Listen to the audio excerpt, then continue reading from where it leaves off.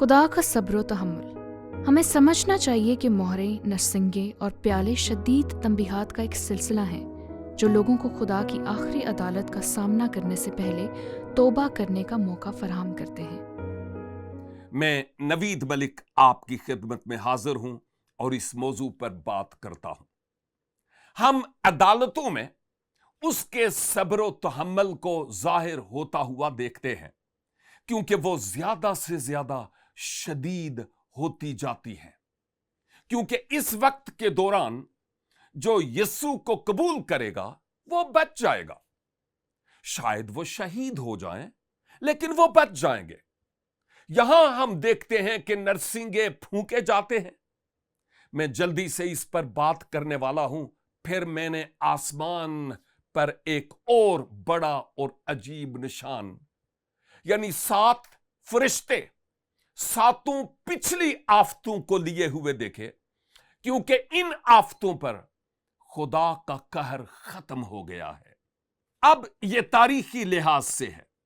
مہریں، نرسنگیں اور پیالے، مقدس سے 7 فرشتے 7 آفتوں کے ساتھ نکلے جو آبدار اور چمکدار جواہر سے آراستہ اور سینوں پر سنہری سینہ بند بندھے ہوئے تھے، اور ان 4 جانداروں میں سے ایک نے 7 سونے کے پیالے عبدالآباد زندہ رہنے والے خدا کے قہر سے بھرے ہوئے ان 7 فرشتوں کو دے دیے۔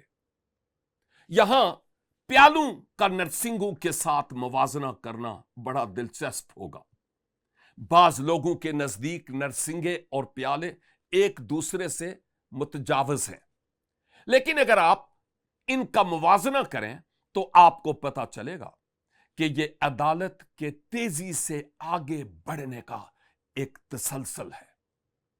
جب پیالے انڈیلے گئے تو خدا کا غضب تیزی سے آگے بڑھتا ہے۔ یہ کچھ چیزوں کی شدت ہے جو نرسنگیں پھونکے جانے پر آئی۔ مثال کے طور پر پہلا نرسنگا پھونکے جانے پر 1/3 زمین جل گئی، ہم نے وہ دیکھا۔ لیکن پہلا پیالہ انڈیلے جانے پر جن آدمیوں پر اس حیوان کی چھاپ تھی اور جو اس کے بت کی پرستش کرتے تھے، ان کے ایک برا اور تکلیف دینے والا ناسور پیدا ہو گیا۔ یہاں حیوان ظاہر ہوا ہے۔ اب یہاں توجہ ان لوگوں پر جنہوں نے وہ نشان لیا۔ جب دوسرا نرسنگا پھونکا گیا تو سمندر کی 1/3 جاندار مخلوقات مر گئیں، یاد رہے۔ لیکن جب دوسرا پیالہ انڈیلا گیا تو سمندر خون بن گیا اور سمندر کے سب جاندار مر گئے۔ یہ بہت خوفناک صورتحال ہے۔ جب تیسرا نرسنگا پھونکا گیا تو اس نے تازہ پانی کے ذرائع کو آلودہ کر دیا۔ یاد رکھیں، اس نے انہیں آلودہ کر دیا۔ لیکن جب تیسرا پیالہ انڈیلا گیا تو اس نے دریاؤں اور چشموں کے پانی کو خون کر دیا۔ یہ شدید آلودگی ہے۔ چوتھا نرسنگا پھونکنے پر زمینی روشنی کے ذرائع تاریک ہو گئے۔ 1/3 سورج اور 1/3 چاند تاریک ہو گیا۔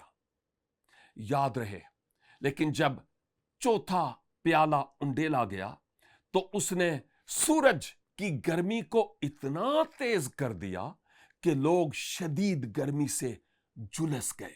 5واں نرسنگا پھونکے جانے پر بے مثال شیطانی ظلم ابھرا، جس سے ذہنی اور جسمانی تکلیف ہوئی۔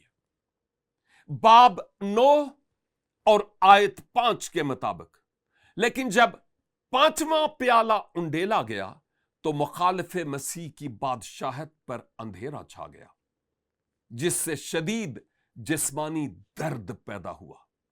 اسے 16ویں باب میں بیان کیا گیا ہے۔ چھٹا نرسنگا پھونکے جانے پر بڑی قوتوں کے لشکر کے خلاف ایک عظیم روحانی جنگ کا آغاز ہو گیا۔ لیکن چھٹے پیالہ کے انڈیلے جانے پر دریائے فرات کا پانی سوکھ گیا تاکہ مشرق سے آنے والے بادشاہوں کے لیے راہ تیار ہو جائے، جس کی تفصیل آئندہ باب میں ہے۔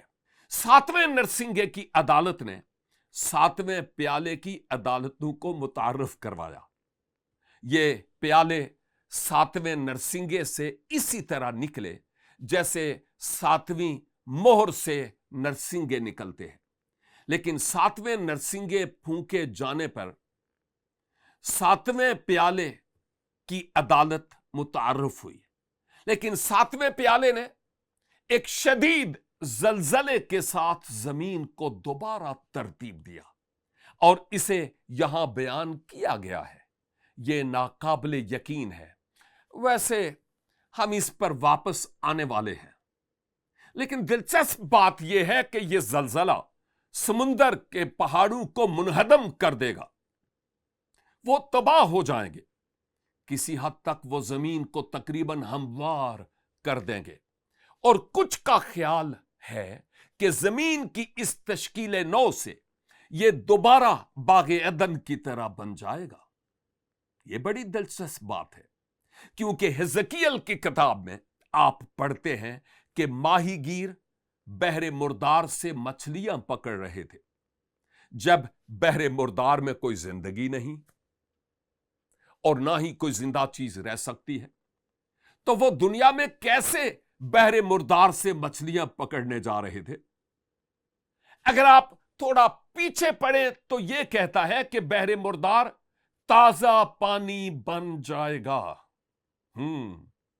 اور بہت سی دوسری چیزیں ہوں گی، اور ہم اس شہر کے لحاظ سے جانیں گے جو 3 راستوں میں منقسم تھا، جو شاید یروشلیم شہر تھا، جو مسیح کی آمد ثانی اور زیتون کے پہاڑ کو تقسیم کرنے کے ساتھ منسلک ہے، جہاں وہ حکمرانی اور بادشاہت کرے گا، اور یہ دوبارہ تشکیل شدہ زمین ہوگی جس پر یسوع غالباً 1000 سال تک حکومت کریں گے، اور اس کا تعلق اس ناقابل یقین ساتویں نرسنگے سے ہے جو پوری زمین کو دوبارہ تشکیل دیتا ہے، نئے آسمان اور نئی زمین کو نہیں لاتا۔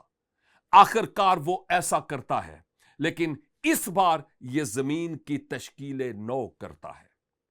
لہذا یہاں ہم تشکیل نو کو دیکھتے ہیں، اور یہ دلچسپ ہے۔ ہم یہ بھی پڑھتے ہیں، اور آسمان پر آدمیوں پر من من کے بڑے بڑے اولے گرے، اور چونکہ یہ آفت نہایت سخت تھی، اس لیے لوگوں نے اولوں کی آفت کے باعث خدا کی نسبت کفر بکا، سخت دل ہو گئے۔ یہ ناقابل یقین ہے۔ لہذا یہاں ہم ایک دلچسپ سوال پوچھ سکتے ہیں، زمین پر بڑی مصیبت کے دوران بھی پطرس کا تانا زنی کرنے والوں کے رد عمل کو کس طرح تصویری طور پر دکھایا گیا ہے؟ مہریں، نرسنگے، پیالے، پطرس بیان کرتا ہے، اور اس کا اطلاق آج ہم پر بھی ہوتا ہے۔ اور پہلے یہ جان لو کہ آخر زمانہ میں ایسے ہنسی ٹھٹھا کرنے والے آئیں گے جو اپنی خواہشوں کے موافق چلیں گے، اور کہیں گے کہ اس کے آنے کا وعدہ کہاں گیا؟ کیونکہ جب سے باپ دادا سوئے ہیں، اس وقت سے اب تک سب کچھ ویسا ہی ہے جیسا خلقت کے شروع سے تھا۔ جو وہ کہہ رہے ہیں یہ بہت زیادہ ہے، لیکن پطرس کہتا ہے، اے عزیزو، یہ خاص بات تم پر پوشیدہ نہ رہے کہ خداوند کے نزدیک ایک دن 1000 برس کے برابر ہے، اور 1000 برس ایک دن کے برابر۔ خداوند اپنے وعدہ میں دیر نہیں کرتا جیسی دیر بعض لوگ سمجھتے ہیں، بلکہ تمہارے بارے میں تحمل کرتا ہے، اس لیے کہ کسی کی ہلاکت نہیں چاہتا، بلکہ یہ چاہتا ہے کہ سب کی توبہ تک نوبت پہنچے۔ اور آپ غضب کے وقت بھی یہ دیکھتے ہیں۔ ستم ظریفی یہ ہے کہ خدا دراصل اپنے غضب کا استعمال لوگوں کو ان کے منہ کے بل گرانے اور ایمان لانے کی کوشش کرنے کے لیے کرتا ہے، لیکن وہ انکار کرتے ہیں۔ لیکن خداوند کا دن چور کی طرح آئے گا۔ اس دن آسمان بڑے شور و غل کے ساتھ برباد ہو جائیں گے۔ ہم نے ابھی اس کے بارے میں پڑھا ہے، اور اجرام فلک حرارت کی شدت سے پگھل جائیں گے، اور زمین اور اس پر کے کام جل جائیں گے۔ اب یہ بھی تھوڑا سا آگے بڑھ رہا ہے، جب اس زمین پر آخری تباہی ہوگی اور یہ پوری زمین دوبارہ تشکیل نہیں دی جائے گی، یہ کائنات کے ساتھ مکمل طور پر تباہ ہو جائے گی، اور ابدیت کے لیے ایک بالکل نیا آسمان اور ایک نئی زمین ہوگی۔ لیکن دیکھیں کہ یہ ہمیں اب مکاشفہ کی باقی کتاب میں بتاتا ہے۔ ٹھیک ہے، اگلے ہفتے خداوند کی مرضی سے ہم ایک اور دلچسپ منظر پر آئیں گے، عورت اور حیوان، بڑا شہر بابل۔ یہ کیا ہے؟ ہم اس کے بارے میں بات کریں گے۔ ہم شہر بابل کے زوال کے بارے میں بات کریں گے، پھر ہم برا کی شادی کی ضیافت کو دیکھیں گے، پھر ہم سفید گھوڑے پر بات کریں گے جب یسوع کی آمد ہوتی ہے، ہم ہرمجدون کی جنگ پر بات کریں گے، ہم شیطان کو 1000 سال تک باندھے جانے پر بات کریں گے، پھر ہم 1000 سالہ بادشاہت کے دور کو دیکھیں گے۔ کیا یہ حقیقی طور پر ہوگا؟ کیا یہ علامتی طور پر ہے؟ پھر ہم بڑے سفید تخت پر بات کریں گے۔ کیا کوئی ایماندار بڑے سفید تخت کی عدالت کے موقع پر وہاں موجود ہوگا؟ ٹھیک ہے، ہم اس کے بارے میں بات کریں گے۔ اور پھر آخر کار نیا یروشلم آسمان سے نیچے آتا ہے، لیکن ایک بالکل نیا آسمان اور نئی زمین ہے۔